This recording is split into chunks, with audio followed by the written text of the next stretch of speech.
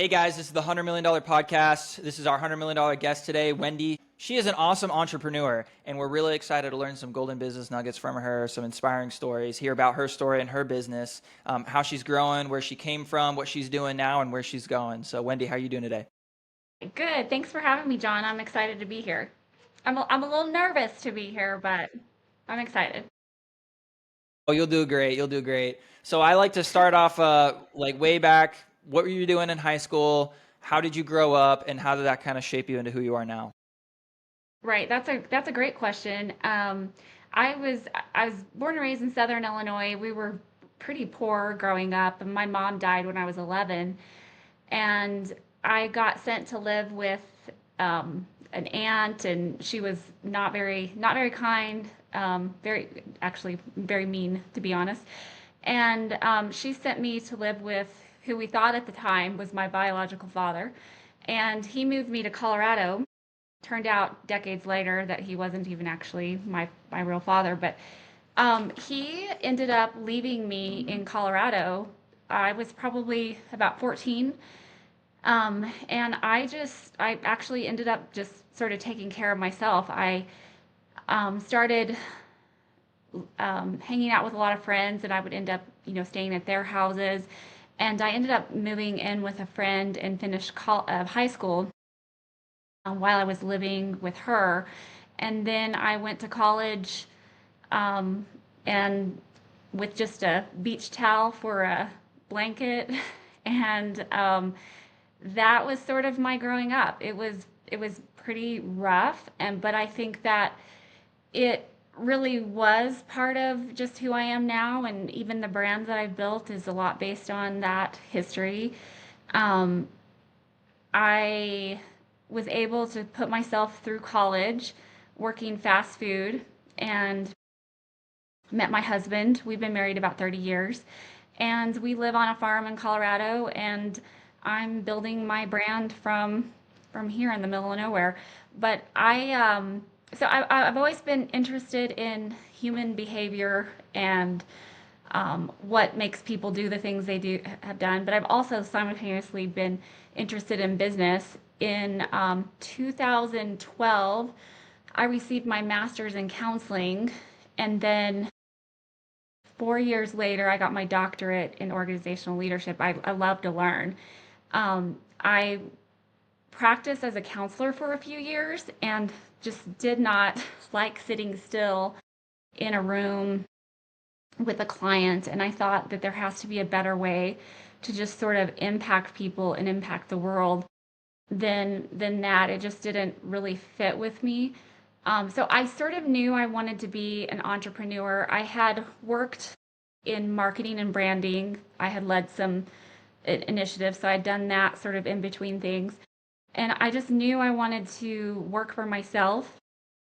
I didn't know what to do, so I didn't really have a product in mind.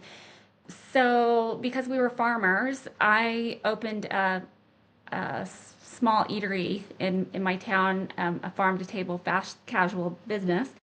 And it was my first opportunity to do branding from and messaging without anybody else from start to finish.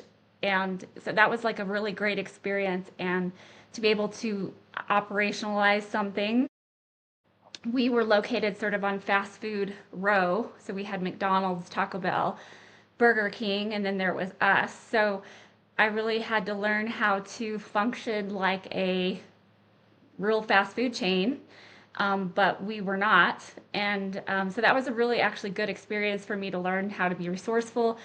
So I spent about $36,000 um, doing that, and in 7 years we were able to sell it for just under $1 million. So that was a big accomplishment for me.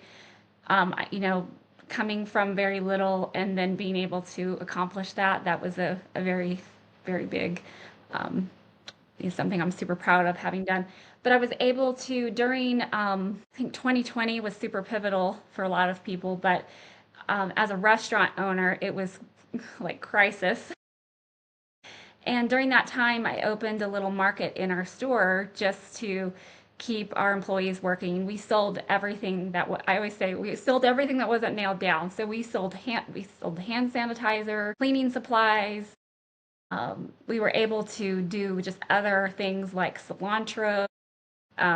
Anything that we carried in the restaurant, we packaged and sold. And so we were able to make it through the pandemic. But I was I was not about the restaurant industry after COVID. I just worried that there would be another pandemic, and the market sort of grew out of that.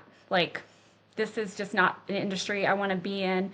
I love serving people, but that was too much. I ended up getting really burned out right after that. But I started growing the market during that time and learning. We are a touristy area, so I learned what the tourists really like to buy, and then I started creating those products myself. And so I really didn't have a um, a plan for this business. I didn't have any kind of business plan. I I just did it out of survival to start with, and then we put our products on Fair. It's a platform that businesses across the country can put their products on there and sell B2B, and the products really took off. So here I was, just sort of an accidentally have a side business of all these products like pickles and jams and candles and whatever I saw that sold in my store. I was able to, because I was also a business doing business, I think I understood what the brands were probably looking for in their own stores. So that sort of helped my product development. When we sold our business in 2023, I was like, okay, I need to really, I need to have a business plan here. I need to think about what I want to do here. Um, I just decided to really lean into my own experience during that burnout phase I'd gone through after COVID. I really was looking, I think a lot of women can relate to this, in that when you're ready to make a change or you feel like you're overwhelmed and burned out, you look for direction on how can I make my life better? What, we do things like cut our hair, clean out closets, all those things. And I was really looking for one place to sort of help me get out of this sort of burnout funk I was in, that really helped me to feel good, think about good things. And I really couldn't find what I was looking for. And I just decided just to create that myself and to become that, to become the place, the resource for the person that is wanting to live a more grounded, intentional life. And that's pretty much how the market was born. That's awesome, man. What an inspiring story, coming from no help, no background. You really, bootstrapped it yourself, kind of coming up. Tell me more about like your jobs, your early jobs. Did you have any jobs? You work at a fast food restaurant or any kind of early entrepreneurial businesses?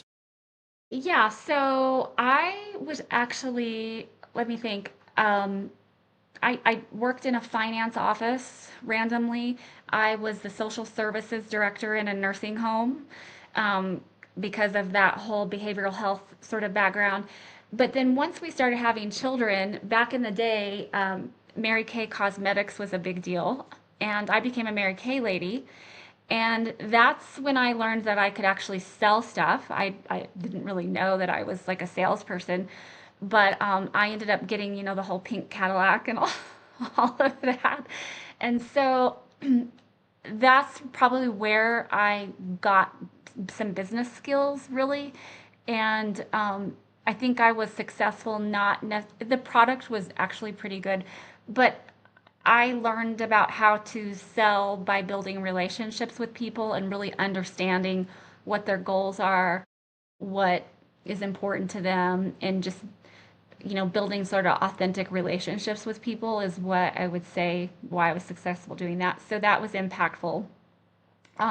The other job I had, I was hired by an electric cooperative, actually, to do organizational change because of my PhD work. And I ended up somehow randomly overseeing the marketing department as well because I have had such an interest there. And I helped brand a new fiber optic company that they were developing and do the marketing and strategic planning for their execution of that. So that was sort of prior to deciding to open my own business. So have a That's lot of different awesome. things. My life has not been linear at all. Yeah. What are when the growing up, what are some life lessons that you learned that you think really apply to you today? So I am just very resourceful. Um, you can give me $10 and I can make it into 100,000. Like you just really learn what things turn, what things don't. Even from we built our own house, just how to make something luxury when you just have a few pennies. And so that is something that I've carried through all of my life. I think has been a real gift, to be honest, of how to really use resources wisely. The other thing too, I think just my mother passing away at when I was 11, just always, I just haven't always have had that sense that life is fleeting and that there's not a lot of time. And so I have done and do everything that I've ever wanted to do, from running half marathons, and I'm wanting to train for a marathon now. Just anything that comes to my mind of something I would love to do, just doing it, and also having the fearlessness to, I live quite remote, and no one I know is doing the things that I'm doing. And being willing to be a weirdo. I was the poor kid that didn't have a lot of things when I was young. So I'm okay being now not the poor kid, but being a weirdo to people, it's you just realize like it doesn't really matter what people think. Um, so yeah, I think it's been a gift to be able to be, the weird person, the poor person, the person without. And so that's actually been a gift in my life to where I feel very free to try things, do things, go for things. Man, that's awesome. And so college, what made you, were you thinking, okay, I'm going to set myself up, I'm going to get a good career path, I'm going to go to college. What was that big step that you were like, okay, I'm going to college and I'm going to be a psychiatrist? Is that what it is, right? Or a therapist, I mean? Well, no, it's a master's in counseling. My doctorate is actually a business field, is organizational leadership. But so I can remember being 9 years old and sitting on the front porch when we were super poor, and I remember writing in my diary that this would be my life's plan, because I was surrounded by poverty, alcoholism. It was a life I knew I didn't want for myself. So I had decided at a young age that education would be what changes things for me, which I think back then that was true, that education was the path. Not so much now. There's so many ways to be educated now, but I just knew that I would really, that would be my out, would be education. So I always had an intended to go to college. So I was the first person that I ever even knew ever went to college. And I also knew I was pretty intuitive. So it seemed natural to go into some more of like the human behavior field. Although I did get a minor in business. So it was sort of something that was always there, but I just was always passionate about learning, and that does stay with me today. I'm a crazy about learning. I love to learn. So yeah, that's Yeah, learning is that just the story. best. Did you have any It is. mentors back then? I think I've had mentors that haven't known they're my mentors. So I've read a lot of books, um, YouTube. But as far as in a lot of ways, my husband and I really have supported each other. I think he has had a different experience in business, and I think this happens a lot for men, is they're often taught business skills from very young from their fathers, and whereas like I did not experience that. So I learned a lot from him, to be honest, on bartering with other farmers or selling things like, the first one to talk loses and all those sort of things, things that I would never do. So I think he's been very helpful. But as far as like mentors, I really don't feel like I've had tons other than, people from books and videos. Hmm. Yeah. And one of those things is like, man, it must have been so tough kind of figuring it all on your own, not having that person or somebody that you can go talk to and say, hey, how do I do this? How do I do that? How do I start this? How do I do this? When you were going through college, because it does kind of come down to, show me your friends, I'll show you your future. Who did you surround yourself with? Did you strive to meet and surround yourself with successful people, or just it wasn't accessible, those type of people? It just really was not accessible to me. And, even to this day, living in the middle of nowhere, it's very difficult to develop that network of people that are running in the same direction. So I really have had to figure it out on my own. Like now I have a few friends that are in the business and we really support each other. But yeah, I mean, I think that that's probably been one of the difficulties is, when you're running a business, like, oh my gosh, what should I do next? And there's really just not the person around you to ask. Like, I'm the I'm one of the very few even doing e-commerce where I live. So that's a real challenge. Yeah. When you We'll kind of go over to like the business side of the conversation. We'll just say for Yeah. giggles, you said right under a million. We'll say $1 million you sold your business for. What are some lessons that you learned building a business that sold for 1 million? I think from the very beginning, I just assumed I was going to build a business that was going to have multiple locations and I was going to do a lot with that business. So I started out with just a really good brand and really good messaging. And then I created a culture that surrounded that. And then I became very intentional about the operations of that and becoming really efficient. Before I started the restaurant, I filled my office with sheets and sheets of papers of why restaurants fail because, we all know restaurants fail. And I really studied all the reasons that they fail so that I could create strategies before we even opened around all of those reasons. Um, and I think sometimes people get very excited for their new ideas and they don't go into it with enough, like, if you hear it's a bad industry to go in, you probably should learn why it's bad and really create solid strategies of how to overcome those. And so that served me well, but also just the optimism of what I was building and the constant adjustments to when things weren't working, to just knocking them out one at a time. And then when I was approached, I just asked for what I wanted. I didn't have that young girl that came from the middle of nowhere. I didn't let her show up. I had that person that, you know, who I want to be showed up in those negotiations. Yeah. Well, one of the things I like that you said is you wrote down the list of all the ways that businesses fail of the industry that you were going in. I think that's a lot of things that people don't do.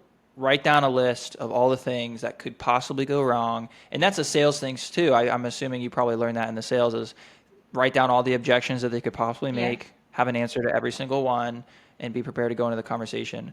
Tell us about how to actually do that, make that list.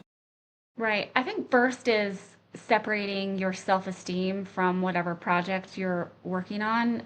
You really have to not tie the two together. So I think I think that's one thing is being able to separate out your ego and it's sort of like punching yourself a little bit to see things as they really are. But the more you're able to feel that pain of, I read a book one time called something about staring into the sun. Some of this is like looking into the sun. It doesn't feel good. You don't like to look at it. But so I would say that that is the first step. at the time, I just Googled, what are reasons why restaurants fail or whatever. Now we have AI that could come up with a million different things of what you need to look at, and you could actually work through like a workbook on those things. That's what I do now. I use AI like my personal business consultant, and have different threads for different problems I'm contemplating. And but yeah, I think the first thing is just to separate your ego. I think people have a hard time wanting to see the reality of a situation, and they want to see it how they really want it to be rather than how it really is. So I think just being willing to do that is really the biggest step. And what's your business now? What are you doing right now? Yes. So I had started Wendy's Good Things Market just during COVID, and the name came from I was just so overwhelmed by all the negativity. So I was like, I just would like good things. So it came from a very simple place. After we sold the restaurant, and I needed to really decide, like, what is this business that is just taking off? And um, so we really did some time with brand and mission. And I, for the first time, have really leaned into what's really important to me and really built a business around it. And so we are an elevated farm lifestyle brand. And so we create, quality products that we think help people live their best on purpose life. And so a lot of it comes from my counseling background and how I see um, what people need in order to feel good. Change with people can happen in a lot of different ways. So you can experience it very simply through an experience that you have, like going to a restaurant or like coming to our flower farm here. You can experience change, but you can also experience change on like very little levels through the products that you use. And so that's macro what we do. I also do spend a lot of time really nurturing my audience with content on how do we navigate this difficult thing called life, and how do we do it in a way that feels really good and intentional, and so that when we're at the end of our days, we haven't regretted a thing and we experience joy along the way. Hmm. That's Awesome. a Well, nutshell. I like that. What's your kind of goal for this business? Where's it going? Right. Yeah. I plan to be a $10 million lifestyle brand is my goal, at like financially. Um, but I have little micro goals in every category of what we want to do. But overall, the number isn't as important as what I think that impact would have with people, and the messages I could share, and is what $10 million says to me. But that's our intention. Yeah. What do you want people to feel like when they get one of your products? So I would like them to just something small like, oh, unexpected. So just that feel of this feels good. There's something that feels really good when I experience this. I know that sounds very elementary and simple. Um, I want them to feel more connected to themselves, more, and I want my products to help do that with them. Yeah. And so you were saying your goal, 10 million, phenomenal goal. What are some steps that you have, your macro steps to get there? Right. So I shared that when we started out, I was just putting products that I would make that people bought on this fair network.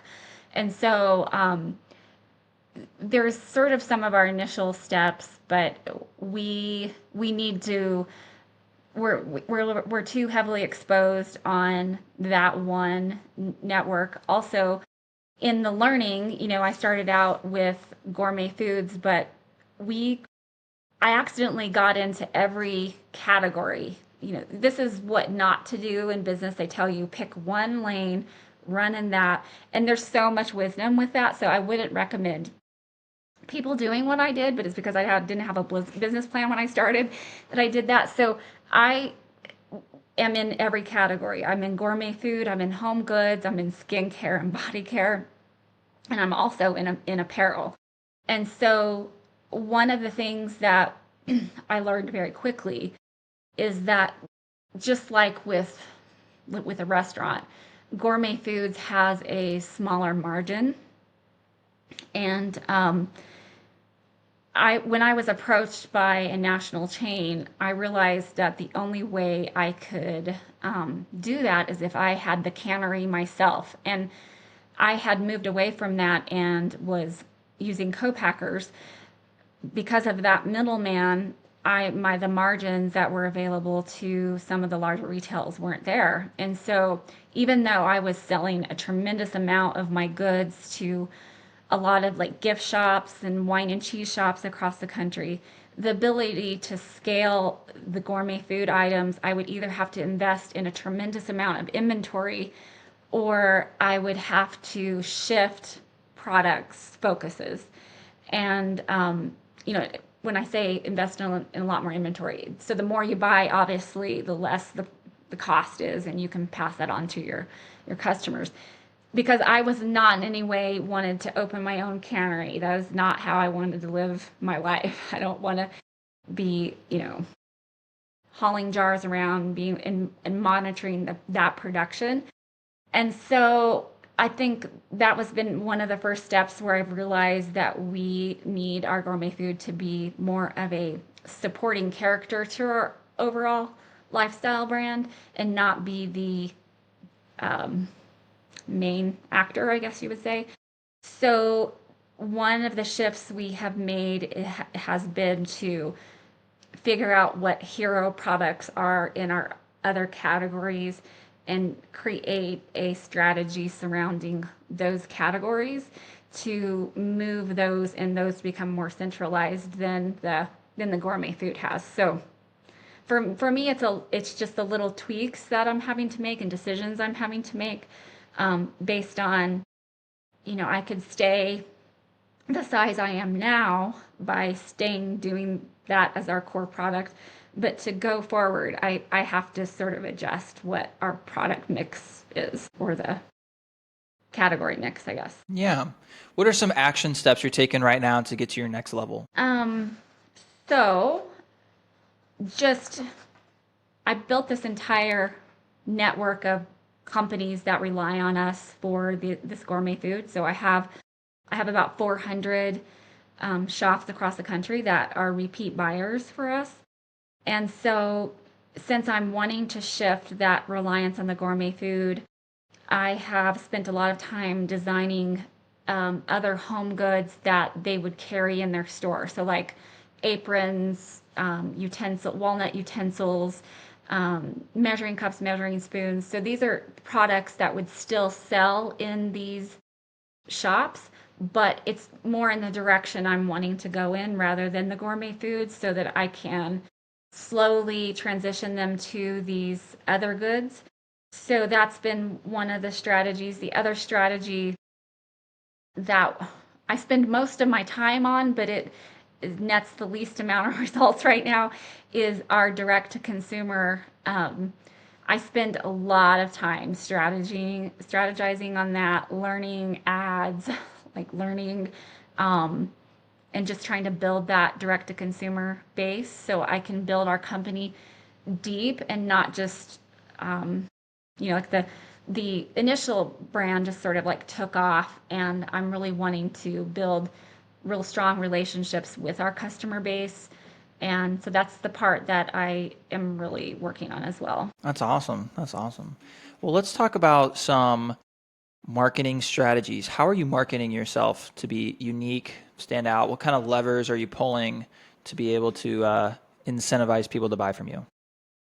So this I would say this is the biggest challenge is how do you tell what's in your heart and put that in your products and put that in your marketing. And um, probably the biggest way we do that is once they get into our funnel, I guess, um, they are immediately greeted with a funnel that's probably different than any kind of other one they have. So they have very personal messaging and life stories, and it is worked into the product. So, um, like for instance, this week I wrote my letters from the farm. I talked about being on this podcast today, and I'm like, I don't really know. Like, I feel like an imposter. I'm not like, because I've listened to all the other podcasts and I'm like, wow, these are some really amazing people.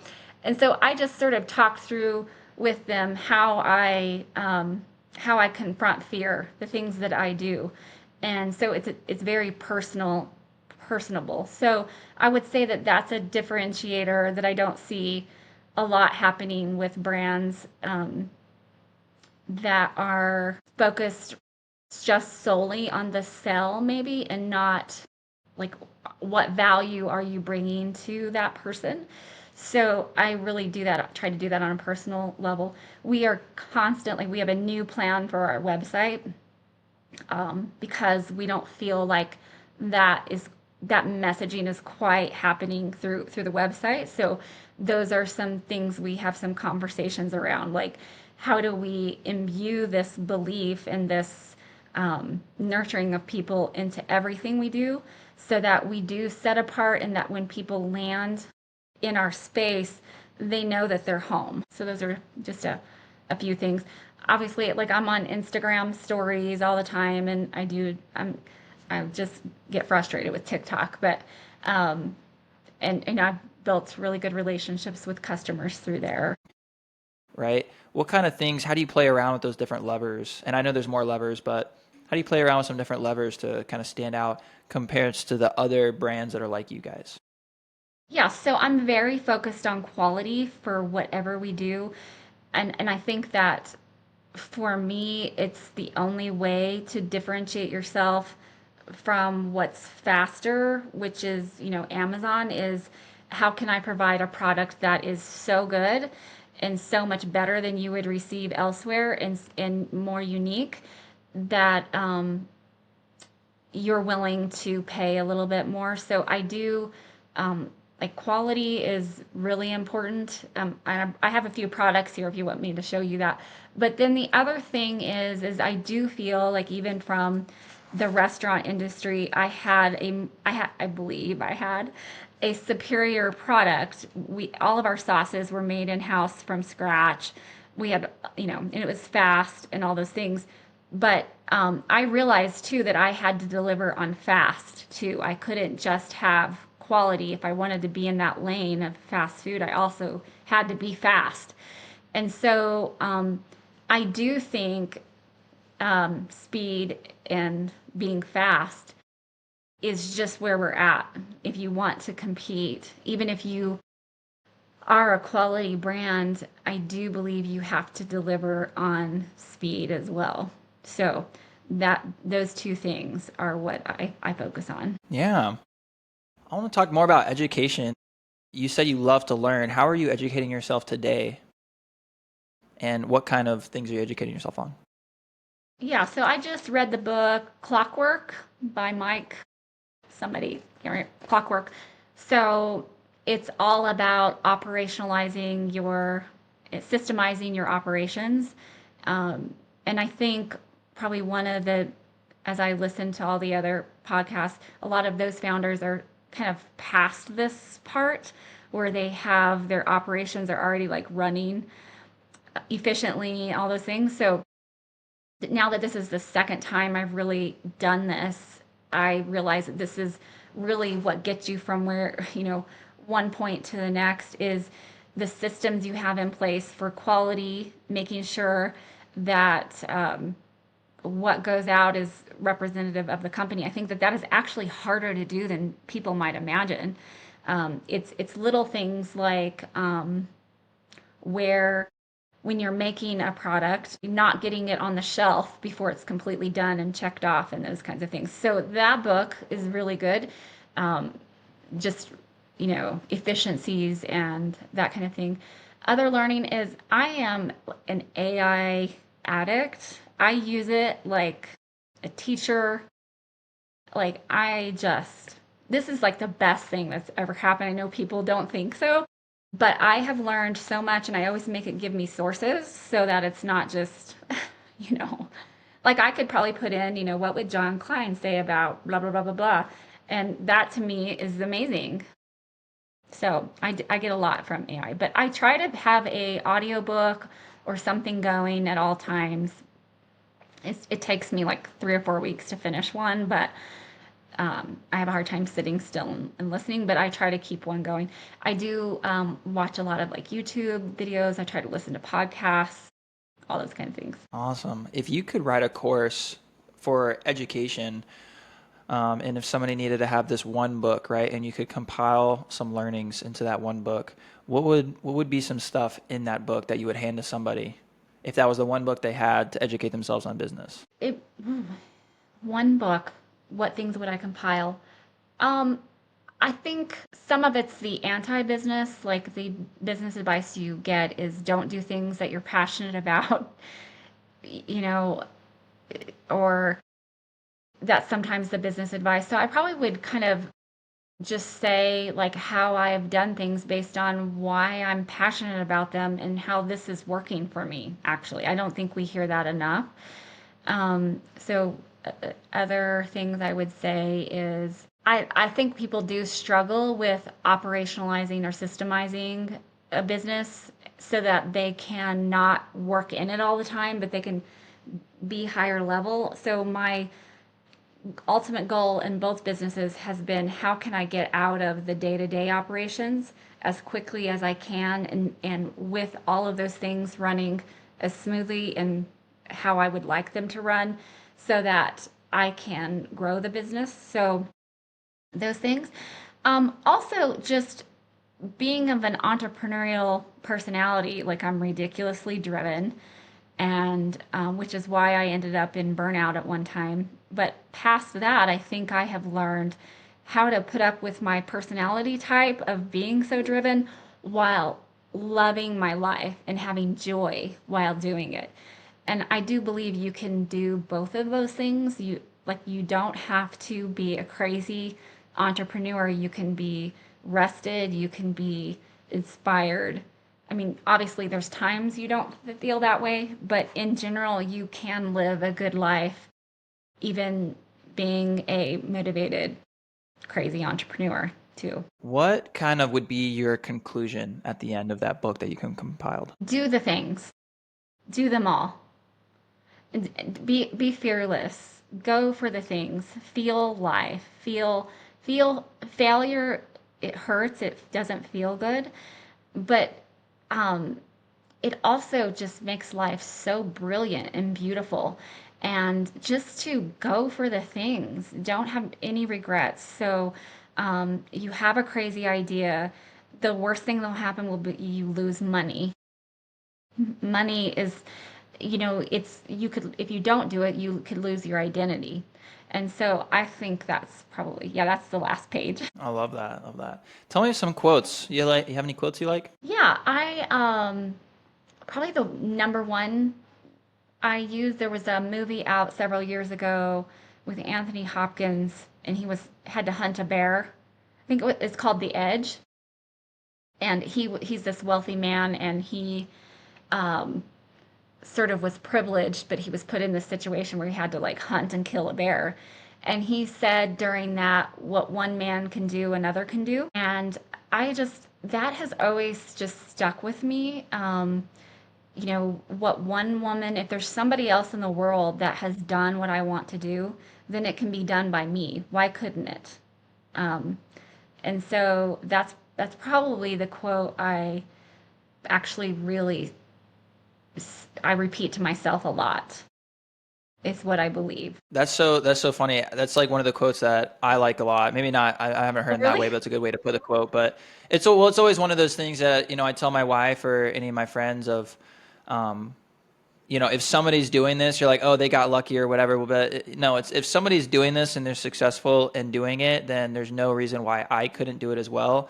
Um, and I just had another conversation with another really smart person, and she was saying that luck is a blue collar guy knocking on your door, and it looks like hard work, but it's Yeah, yeah. opportunities. Luck is the name of opportunities and it comes with work.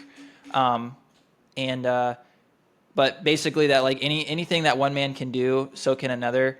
I love that it's because I look at Elon Musk, like what's different? He's just a human. He's, flesh like us, and he is really smart, but I mean, he read a lot of books. I mean, he's special. I do think like some people are just built different, and it comes with maybe how they were raised or just written in their genes, that they're just built different. But the fact that he can go and do these things and come up with these ideas, but it takes time and research. And I don't think a lot of people understand. For all these successful people, they think that they can just, diddle daddle on their free time and become very successful. Like a lot of these people, that they don't see the long nights and the weekends and Yeah. how much hard work and dedication it takes to get there. Right. But that being said, it's doable, and Right. it takes action. Right. And you're talking about Elon Musk. So the way that I sort of see this is he's been built for a reason. He has, he's to getting to us to Mars. So he has been designed for that function. And I know, like in my business, I've been designed for this function and for this specific people who need to hear, need to see, feel, and do the things that I need. I wasn't designed for the rocket making committee, but I would be very good at designing the interior living space of the rocket. Other than to just say that we are designed for our own great purpose, which may not be Elon Musk, but um, we have a reason and just as he does, that we can fulfill ourselves. I love that. What is some bad advice that you hear a lot, and what would be the alternative? Um, it's probably surrounding these days, like hard work is really minimized. And I am Gen X, so like we get a lot of value in hard work. So I love to work. I find a lot of joy in it. Um, what I see a lot, on social media is that, hard work is it's like a bad word now, that not working hard equates a good life, when I think we are designed for hard work. And I think being in the arena, so to speak, really helps develop our character, helps we create meaningful things for people. So I would say bad advice is just surrounding, you don't need to work hard. Um, I just can't. I can't with that. I love it. That's awesome. Well, thank you so much for coming on. Wendi, give us some shout outs, give us some plugs. How can we get in contact with you? How can we get some of your products? Give us some plugs. Sure, you can visit wendysmarket.com, Wendis market.com, or find me on the socials at Wendy's Good Things Market. And I would love to connect with everyone. Wendi, thank you so much for coming on. This is the $100 Million Podcast. Our $100 Million guest today, Wendi. We're such a pleasure to learn from you, hear your story, man. Super inspiring. And I hope this encourages other people out there that maybe have a similar story, that you can be successful, you can do it, go and get it done, educate yourself via YouTube, books, however, get in contact with mentors like Wendi. We have such a social now that you don't have to only be surrounded by the people in your little town. If you are growing up in a little town and you don't have a lot of really successful entrepreneurs to go and ask questions to, you have the opportunity now. Wendi would love to, I'm sure, help somebody that was in a similar situation as her. There's so many people that would love to just pour into you if you are serious, have the drive, want to start a business and stuff like that. Entrepreneurs love talking and helping other people out. So anyway, get in contact with Wendi. Links are in the description. If you guys found value in this content, please subscribe, like the video, share this with some friends, and I'll see you next time. Peace.